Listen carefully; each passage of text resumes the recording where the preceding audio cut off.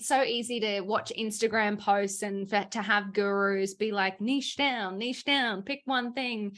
But it's like, if that doesn't get you excited, do the shit that gets you excited.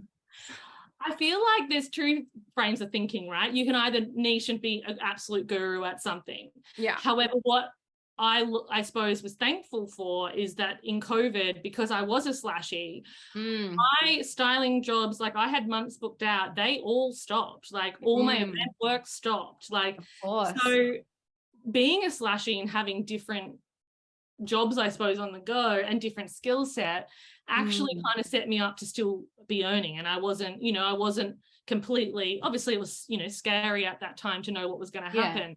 But it gave me a little bit more, I suppose, stability and flexibility because I could try and ramp certain skills up that were able to happen during that time. Yes. And so it's funny, even since then, I'd be like, should I niche down? Should I try and like central it? But then I'm like, in a situation which I know doesn't happen all the time, I still feel like I was in a good position to at least be able to have a bit more of a flexibility. Whereas I had a lot of friends that have niched and therefore it stopped.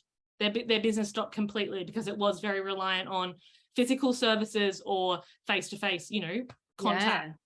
So I know like we hoped that the pandemic was like a once in a lifetime thing, but stuff always happens, right? Like there's always like, the GFC happened, like downturn in market, like particular industries go through tough times. So I love that approach, right? Like it's like future-proofing your life and your business. I feel like even if you are niching down on a skill set, I think you need to be thinking about different avenues or revenue they're coming from so that they're not actually all just physical, like labor intensive, like maybe there's a digital component that you have in your business or a few different, industries that you service, even though your service is niche, something to try and help diversify you more so that in a situation of a pandemic, like you've got at least some movement before your business completely stops.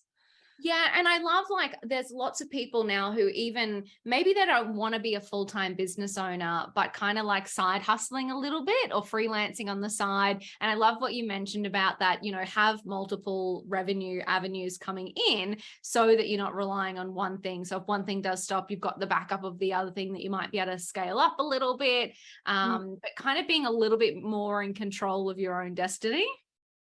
Definitely. Yeah. I think you can also see, even not in a pandemic world, if there's certain, like if you've got a couple of different, even if it's the one business with different services that you offer, if you're seeing lots of clients booking you for one particular thing and there's money and revenue in that, then maybe you should start focusing and pushing that more because obviously there's a demand for that side. Whereas the others can take a bit of a back burner for a while. It's not like you're getting rid of them, but they just, they're there.